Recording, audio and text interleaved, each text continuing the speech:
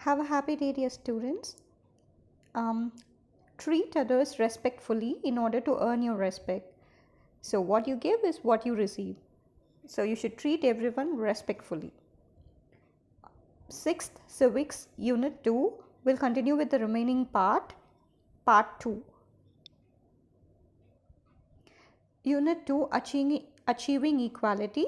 Last class we saw what is meant by prejudice and what are stereotypes and how the prejudice and stereotypes lead to inequality and discrimination. In this class we'll just see the remedial measures for abolishing inequality and discrimination 3.5. So remedial measures means in Tamil it is தீர்வு. For abolishing means put an end to a practice or a system. So here we'll see தீர்வு for discrimination and inequality. So the remedial measures for abolishing inequality and discrimination in Indian society are as follows. So Indian society la என்னெல்லாம் பண்ணா இந்த டிஸ்கிரிமினேஷனை overall நம்ம abolish பண்ணலாம் அப்படின்னு 7 points they have given. So we'll look into it in detail. First one, wider access to quality based services like healthcare and education for all. So எல்லாத்துக்கும் access in the sense to get easily and utilize the facility. ஒரு ஃபெசிலிட்டியை ஈஸியாக கிடச்சி அதை utilise பண்ணுறதுக்கு பேர் access. எந்த services பேசிக் services like health care எல்லாத்துக்கும் equal health and education எல்லாத்துக்கும் கொடுத்தா ஸோ இந்த டிஸ்கிரிமினேஷனை நம்ம எராடிகேட் பண்ணிடலாம், அபாலிஷ் பண்ணிடலாம், டிஸ்ட்ராய் பண்ணிடலாம். Second one, be aware of current gender bias. Gender bias means favorism towards one gender over another. Gender means male or female. So ஒரு ஜெண்டருக்கு மட்டும் பார்ஷியலாக இருக்கிறது. ஸோ ஒரு குரூப் ஆஃப் பீப்புள் மேல் மட்டும் ஒரு செக்டாரில் ஒர்க் பண்ணணும், ஃபீமேல் வந்துட்டு நாட் அக்செப்டட் அந்த மாதிரி சொல்கிறது பயாஸ் மாதிரி. ஜெண்டர் பயாஸ்ட் அந்த பார்ஷியலாக இருந்தால் ஜெண்டருக்கு அது வந்துட்டு அவாய்ட் பண்ணும், பார்ஷியலாக இருக்கக்கூடாது. We should be aware that we give equal importance to each gender. So அது மாதிரி பண்ணால் we can easily eradicate discrimination. Third one is make women more visible in public life and institution to eradicate gender disparity. Disparity means differences of unequalness. Eradicate means destroy completely. So women வந்துட்டு எல்லா public லைஃப்லேயும் for example encouraging and supporting women to become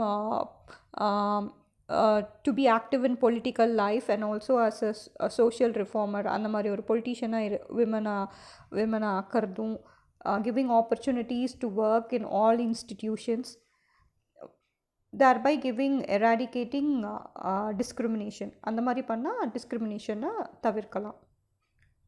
Fourth point is be open to learning about other religions. So மற்ற ரிலீஜன்ஸை பற்றி நல்லா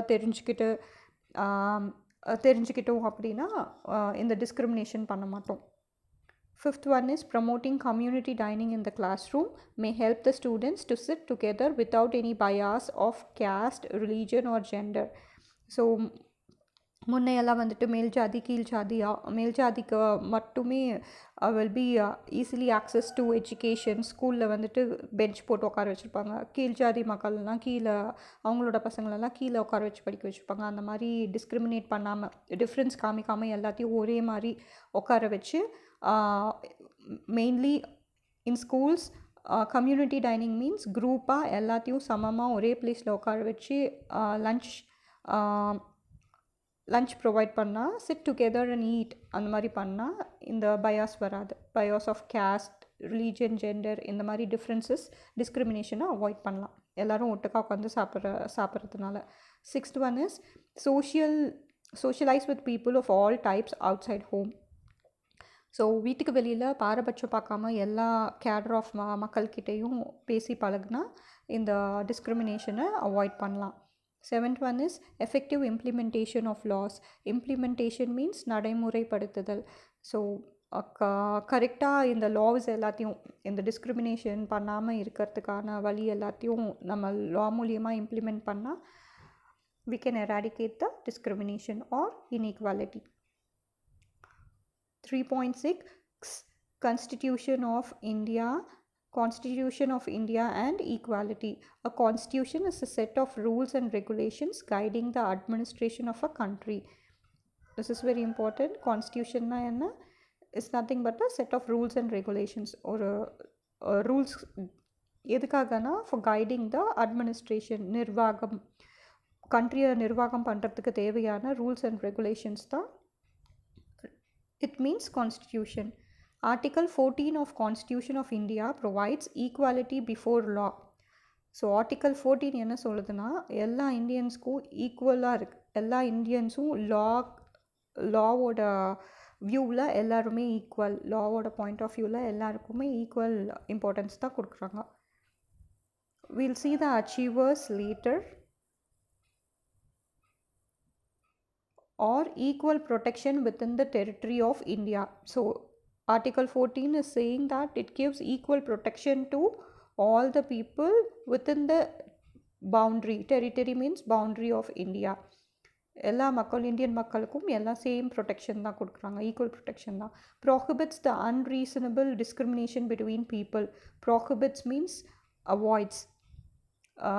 unreasonable, தேவையில்லாத differences எல்லாம், பீப்புளுக்கு இடையில தேவையில்லாத டிஃப்ரென்சஸ் எல்லாம் அவாய்ட் பண்ணுது இந்த ஆர்டிக்கல் 14 அப்படிங்கிற constitutional law. A constitution says ours is a land of diversity, therefore equality has to be ensured for all. நம்மளோட லா என்ன சொல்லுது, கான்ஸ்டியூஷன் என்ன சொல்லுதுன்னா, நம்ம லேண்டில் வந்துட்டு நிறைய டைவர்ஸ் பீப்புள் இருக்காங்க. ஸோ எல்லாத்துக்குமே ஈக்குவல் இம்பார்ட்டன்ஸ் கொடுக்கறத உறுதி செய்யுது. என்ஷூர் மீன்ஸ் உறுதி செய்கிறது. 2 significant parameters to ensure equality in society are. So 2 parameters means things which are very essential. 2 important things ஈக்குவாலிட்டியை உறுதி செய்ய என்னென்ன அப்படின்னா, one is respecting diversity. So மற்ற மக்களுடைய வேறுபாடுகள், மற்ற மக்களுடைய கம்யூனிட்டி, கேஸ்ட் எல்லாத்தையும் அக்செப்ட் பண்ணி, அவங்களோட பழக்க வழக்கம் எல்லாத்தையும் அக்செப்ட் பண்ணுறது, ரெஸ்பெக்ட் பண்ணுறது. Respecting diversity and ensuring freedom. இது 2 பெராமீட்டர்ஸ் தான் ரொம்பவே இம்பார்ட்டன்ட். ஸோ அவங்கவுங்களுக்கான ஃப்ரீடம் கொடுக்கறது. ஃப்ரீடம்னா வாட் கைண்ட்ஸ் ஆஃப் ஃப்ரீடம் அப்படின்னா, the different kinds of freedom are the freedom to follow their religion, speak their language, celebrate their festival and express their views freely. So ஒவ்வொரு இண்டிவிஜுவலுக்கும், Indian சிட்டிசனுக்கும் அவங்க எந்த மதத்தை சார்ந்தவங்கிறாங்களும் இருந்துக்கலாம், அவங்க எந்த லாங்குவேஜ் வேணால் பேசிக்கலாம், அவங்க எந்த ஃபெஸ்டிவல் வேணால் செலிப்ரேட் பண்ணலாம், அவங்களோட வியூஸை ஃப்ரீயாக பேசுகிறதுக்கான ஃப்ரீடம் கொடுத்துருக்காங்க நம்ம Indian constitution. The constitution is a legal framework of rules and regulations by which a nation would function. So ஒரு constitution we already know that that are the rules and regulations. நம்மளோட nation வந்து ஃபங்க்ஷனுக்கான தேவைப்படுற rules and regulations தான் இந்த constitution. Equality is where untouchability is seen as a crime. ஈக்குவாலிட்டினா என்னென்னா, untouchability அப்படின்னா தீண்டத்தகாதமை அப்படின்னு சொல்கிறாங்கல்ல. ஸோ அதை வந்துட்டு க்ரைமாக பார்க்குறாங்க. So no one is like untouchables, அப்படி ஒன்று டிஃப்ரென்ஷியேட் பண்ணவே கூடாது அப்படின்னு சொல்கிறாங்க. In India as per the article 17 constitution என்ன சொல்லுது அப்படின்னா, லா என்ன சொல்லுதுன்னா, அன்டச்சபிலிட்டி இஸ் டோட்டலி அபாலிஷ்ட் அப்படின்னா டோட்டலாக டிஸ்ட்ராய் பண்ணியாச்சு. And it's any form is forbidden அப்படின்னா பேன் பண்ணிட்டாங்க. அந்த மாதிரி ஒன்று கிடையவே கிடையாது, அந்த மாதிரி இல்லை, அதை டோட்டலாக வந்துட்டு டிமாலிஷ் பண்ணிட்டாங்க, டிஸ்ட்ராய் பண்ணிட்டாங்க அப்படின்னு ஆர்டிக்கல் 17 சொல்கிறாங்க. ஸோ ஆல் பீப்புள் ஆர், இதுலேருந்து என்ன சொல்கிறாங்க அப்படின்னா, all people are equal. Even today different types of discrimination are reported across the country. இன்னமும் நம்ம கண்ட்ரியில் இவ்வளோ லா வந்துட்டு போட்டும், இத்தனை கான்ஸ்டியூஷனல் லாஸ் போட்டும் இன்னமும் ப்ராக்டிஸில் இருந்துகிட்டே தான் இருக்குது. நிறையா பேர்த்த டிஸ்கிரிமினேட் பண்ணிகிட்டே தான் இருக்காங்க. women, peasants, tribes and people from lower social classes are still striving for equality in India. So விமென்ஸ்க்கான உரிமை, இன்னும் விமென்ஸ்க்கு வந்துட்டு எல்லா விமென்க்கும் ஈக்குவல் ஃப்ரீடம், ஈக்குவல் ரைட்ஸ் கொடுக்கல. பெசன்ஸ் அப்படின்னா low income groups, poor people, அவங்களுக்கும். ட்ரைப்ஸ்னால் மலைவாழ் மக்கள். ஸோ அதுவும் இல்லாமல் லோவர் கிளாஸ் சோஷியல் கிளாஸஸில் இருக்கிறவங்க. ஷெட்யூல்ட் கேஸ்ட் அப்படின்லாம் சொல்லுவாங்கல்ல, எஸ்சி அந்த மாதிரி கிளாஸில் இருக்கவங்க எல்லாத்துக்குமே இன்னுமே அவங்க பாடுபட்டுட்ருக்காங்க ஈக்குவாலிட்டிக்காக இந்தியாவில். That is very sad. So recap, prejudice means to judge the other people in a negative or inferior manner without knowing much about them. So ஒருத்தங்களை பற்றி நெகட்டிவாக இன்ஃபீரியராக தாழ்வு மனப்பான்மை ஒருத்தங்க மேலே வச்சா அதுக்கு பேர் prejudice. Stereotype means is a false view or idea about something. Strong feeling of false view or idea about something. Discrimination can be classified as the negative action towards people. வேறுபடுத்தி காமிக்கிறது, ஒருத்தங்கள மற்றவங்களுக்கு ஒரு மாதிரி நடத்துறது, இன்னொருத்தங்களை வேறு மாதிரி நடத்துறது. Discrimination can happen on the basis of colour, class, religion, gender. So இதெல்லாம் வச்சு கூட டிஸ்கிரிமினேட் பண்ணலாம். caste system is the most dominant reason for inequality and discrimination. நம்மளோட இந்தியாவில் எது ரொம்ப டிஸ்கிரிமினேட் பண்ணுறதுக்கு ரொம்பவே இந்த கேஸ்ட் சிஸ்டம்னால தான் இந்த டிஸ்கிரிமினேஷன் மோஸ்ட்லி நடக்குது, இன்இக்வாலிட்டியும் டிஸ்கிரிமினேஷனும் மோஸ்ட்டாக நடக்குதுன்னு சொல்கிறாங்க. Gender discrimination refers to health, education, economic and political inequalities between men and women. ஜெண்டர்னாவே மென் அண்ட் விமனுக்கு இடையே இருக்கிற இந்த எல்லாம் சார்ந்த டிஸ்கிரிமினேஷனை சொல்கிறாங்க. Religious discrimination is unequal treatment of individual or group based on their benefit. So religious discriminationனா unequal treatment, ஒரு group இல்லைன்னா ஒரு இண்டிவிஜுவலை மட்டும், ஒரு பிலீஃப், ஒரு சமுதாய மக்களை மட்டும் சார்ந்து இருக்கிறது religious discrimination. So that's all for today's class. Thank you. Before that, we would just look into the achievers. See, Dr. APJ Abdul Kalam, he அவங்களோட period 1931 to 2015. We all are familiar with APJ Abdul Kalam sir. His full name is Aul Pakir Jainul Abdin Abdul Kalam. He was born in Tamil Muslim family in Rameshwaram. So Rameshwaramல இருக்க தமிழ் முஸ்லிம் ஃபேமிலியில் அவங்க he was born. He was the 11th president of India and who was fondly remembered as people's president. இவர் வந்து 11th Indian பிரசிடெண்ட்டாக இருந்திருக்காரு. இவர் வந்து ஃபவுண்ட்லி அப்படின்னா லவ்வபிளாக என்னென்னு சொல்கிறாங்கன்னா பீப்புள்ஸ் பிரசிடெண்ட் அப்படின்னு சொல்கிறாங்க. He completed his schooling at Ramnath and graduated from St. Joseph College, Trichy, and went on to study aerospace engineering at Madras Institute of Technology after he joined the Defence Research Development Organization, DRDO. இவர் வந்து அவரோட ஸ்கூலிங்கை ராம்நாத் அப்படிங்கிற பிளேஸில் அவர் முடித்தார். அது திருச்சியில் Saint Joseph காலேஜில் முடித்தார். அதுக்கப்புறம் ஏரோஸ்பேஸ் என்ஜினியரிங் காலேஜ்க்கு போய் படித்தார். அந்த என்ஜினியரிங் காலேஜ் பேர் MIT, Madras institute of technology. அதுக்கப்புறம் என்ஜினியரிங், ஏரோஸ்பேஸ் என்ஜினியரிங் கம்ப்ளீட் பண்ணதுக்கப்புறம் DRDOவில் போய் ஜாயின் பண்ணியிருக்காரு. Defence research development organisation.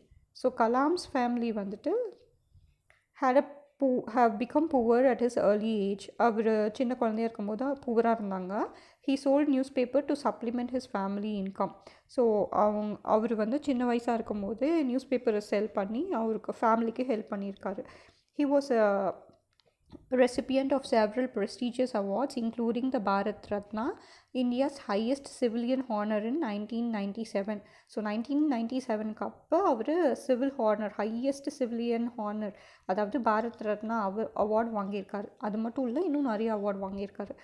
Kalam has written many books. Among them very famous books are India 2020. Kalam வந்து நிறையா புக்ஸ் எழுதியிருக்காரு. அதில் ரொம்ப famous India 2020, Wings of Fire, Ignited Minds, The Luminous Sparks and Mission India. So இதெல்லாம் தான் அவரோட books. His outstanding work earned him the title of Missile Man of India. So அவரோட extraordinary work DRDOவில் இருக்கிறப்ப அவர் space ரிசர்ச்க்கு நிறையா contribute பண்ணியிருக்காரு. அதனால் அவருக்கு ஒரு டைட்டில் கொடுத்துருக்காங்க, என்னென்னா மிசைல் மேன் ஆஃப் இந்தியா அப்படின்னு அவர் சொல்லுவாங்க. Next will see about the famous chess player Mr. Vishwanathan Anand. Vishwanathan Anand was born in Chennai in a middle class family. His mother was a big fan of chess and taught him to play the game when he was just 5 years old. So இவர் வந்து விஸ்வநாதன் ஆனந்த் வந்துட்டு great chess player. இவர் வந்து middle class ஃபேமிலியை சேர்ந்தவர். அவர் வந்து அவரோட அம்மா வந்துட்டு செஸ்க்கு ரொம்பவே செஸ் அவங்களுக்கு ரொம்ப பிடிக்கும். அதனால் இவங்க 5 இயர் ஓல்டாக இருக்கும்போதே இந்த கேமை வந்து அவருக்கு சொல்லி கொடுத்துருக்காங்க. his mother. She encouraged and motivated him a lot, and this laid the foundation for his future career as a chess player. So அவங்க அம்மா வந்துட்டு இவங்களுக்கு ஃபுல் சப்போர்ட், அது சொல்லி கொடுத்து செஸ் கேமை சொல்லி கொடுத்து அவருக்கு ரொம்பவே ஹெல்ப் பண்ணனால அவர் ஒரு கிரேட்டஸ்ட் செஸ் பிளேயராக மாறியிருக்காரு. Anand has won the world chess championship 5 times. அவர் வந்து வேர்ல்டு செஸ் சாம்பியன்ஷிப்பை எத்தனை டைம்ஸ் வின் பண்ணியிருக்காருன்னா 5 times. எந்தெந்த இயர்னால் 2000, 2007, 2008, 2010 and 2012. He won the World Junior Chess Championship at the age of 14. வேர்ல்டில் ஜூனியரில் செஸ் சாம்பியன்ஷிப் வின் பண்ணியிருக்காரு at the age of 14. He became India's first Grandmaster in 1988. He was the first recipient of Rajiv Gandhi Khel Ratna award அப்படிங்கிற அவார்டை first இவர் தான் வாங்கியிருக்காரு. In 1991 and 92, India's highest இந்த award Rajiv Gandhi Khel Ratna அவார்டுங்கிறது highest sporting honour. ஸ்போர்ட்ஸில் ரொம்ப திறமையாக இருக்கிறவங்களுக்கு இதுதான் highest honorary award. He received the nation's second highest civilian award. Highest civilian அவார்டும் வாங்கியிருக்காரு. செகண்ட் ஹையஸ்ட் சிவிலியன் அவார்ட், அதாவது Padma Vibhushan in 2007. Next we'll see about Mrs. S. Ilavalagi. So S Ilavalagi அப்படிங்கிறவங்க came from a poor family at Vyasarpadi, Chennai. His father is a daily wage earning auto rickshaw driver. So இவங்க வந்து சென்னையிலேருந்து வியாசர்பாடி சென்னைங்கிற இடத்துலேருந்து வந்திருக்காங்க. அவரோட அப்பா வந்துட்டு ஆட்டோ ரிக்ஷா டிரைவராக இருந்து ஏர்ன் பண்ணிட்டு வரவர். She's participated in 2008 world carrom championship. So இவங்க வந்துட்டு 2008 வேர்ல்ட் கேரம் சாம்பியன்ஷிப்பில் பார்ட்டிசிபேட் பண்ணியிருக்காங்க. எங்கே நடந்துச்சு அப்படின்னா பேலஸ் டி ஃபெஸ்டிவல்ஸ் கேனிஸ், ஃப்ரான்ஸில் ஒரு பிளேஸில் நடந்துச்சு. And bagged her maiden women title. அவங்க ஒரு ஹானரி அவார்ட் வாங்கியிருக்காங்க, மெய்டன் விமன்ஸ் டைட்டில் அப்படிங்கிற award. She participated and won the Indian National Carom Championship in the same year after beating the former world champion Reshmi Kumari. So இவங்க வந்து முன்னாடி world champion வாங்கின ரேஷ்மி குமாரி அப்படிங்கிறவங்கள Indian national carrom சாம்பியன்ஷிப்ங்கிற டைட்டிலும் win பண்ணியிருக்காங்க. யாரை டிஃபீட் பண்ணிட்டுனா ரேஷ்மி குமாரியை தோக்கடிச்சிட்டு வேர்ல்டு சாம்பியன். அவங்க வந்து ரேஷ்மி குமாரி ப்ரீவியஸ் இயர் வந்து வேர்ல்டு சாம்பியன்ஷிப் டைட்டில் வின் பண்ணாங்க. அவங்கள பீட் பண்ணிவிட்டு இளவழகி வந்துட்டு இந்தியன் நேஷ்னல் கேரம் சாம்பியன்ஷிப்பும் வின் பண்ணியிருக்காங்க. So mister Mariyappan Thangavelu. So he is Mariyappan Thangavelu. Mariyappan was born at Salem in Tamil Nadu. His mother raised her children as a single mother, carrying bricks as laborer until becoming a vegetable seller, earning about 100 rupees per day. So இவங்களோட அம்மா வந்துட்டு single மதர்னால் அப்பா கிடையாது, அம்மாவே தனியாக இவங்கள வளர்த்திருக்காங்க மாரியப்பனை. அவங்க என்ன வேலை பண்ணுவாங்கன்னா பிரிக்ஸ் கேரி பண்ணுற லேபரராக இருந்திருக்காங்க. அதுக்கப்புறமா வெஜிடபிளும் செல் பண்ணியிருக்காங்க. அவங்க எவ்வளோ ருபீஸ் ஏர்ன் பண்ணுவாங்கன்னா 100 rupees பர் டே, அவ்வளோதான் ஏர்ன் பண்ணுவாங்க. அந்த மாதிரி ஒரு கஷ்டமான புவர் ஃபேமிலியிலேருந்து இவங்கள ரைஸ் பண்ணியிருக்காங்க. He suffered permanent disability in his right leg. Permanent disabilityனா அவங்களுக்கு காலில் ஒரு some problem. He is not healthy. His right leg வந்துட்டு ரொம்ப ஹெல்த்தியாக இல்லை, ஒரு டிசபிலிட்டி இருந்திருக்கு, ஒரு குறை இருந்திருக்கு அவங்க right லெக்கில். when he was young, despite this setback, he completed secondary school in என்ன தான் அவங்க கால் இப்படி இருந்தாலும் அவங்க வந்துட்டு எப்படியோ அவங்க புவர் ஃபேமிலியாக இருந்தாலும் ஸ்கூலிங்கை கம்ப்ளீட் பண்ணிட்டாங்க. செகண்டரி அதாவது +2 வரைக்கும் கம்ப்ளீட் பண்ணிட்டாங்க. He says, I didn't see myself as different from able-bodied kids. So இவர் என்ன சொல்கிறாருன்னா, என்னை வந்து நான் தனியாக பார்க்கல, மற்ற நல்லா பாடி வந்துட்டு ஹெல்த்தியாக இருக்கிற பாடி சில்ட்ரனையும் என்னையும் நான் வேறு விதமாக பார்க்கல, சமமாக தான் நான் பார்க்குறேன் அப்படின்னு சொல்கிறாங்க. In 2016 at Rio Para Olympics, he won the gold medal in men's high jump T42 event with a leap of 1.89 meters. So 2016 Rio Paralympics அவர் கோல்டு மெடல் வின் பண்ணியிருக்காரு. எந்த செக்ஷன் கேட்டகரினா மென்ஸ் ஜம்ப் T42 ஈவெண்ட்டில் எவ்வளோ மீட்டர்ஸ்னால் 1.89 metres long jump பண்ணியிருக்காரு, sorry high jump பண்ணியிருக்காரு. So from the above examples, you will clearly understand that people from diverse backgrounds facing adverse conditions were still able to achieve greater success in their lives. So இந்த எக்ஸாம்பிள்ஸ்லேருந்து உங்களுக்கு என்ன தெரியுது? So poor எப்படி அவங்க background வந்து ரொம்பவே கஷ்டப்படுற பேக்ரவுண்ட்லேருந்து வந்திருந்தாலும், ரொம்ப சிவியர் அட்வர்ஸ் கண்டிஷன்ஸில் இருந்தாலும், அட்வர்ஸ்னால் ரொம்பவே கரடு முரடான ரொம்ப டிஃபிகல்ட்டான கண்டிஷன்ஸில் இருந்து வந்தாலும் அவங்களால கிரேட்டர் சக்ஸஸ் அச்சீவ் பண்ண முடியுது அவங்க லைஃப்பில் அப்படின்னு அவங்களுக்கு தெரியுது. So nothing can stop us. So aim high and reach high. So that's all for today's class. Thank you.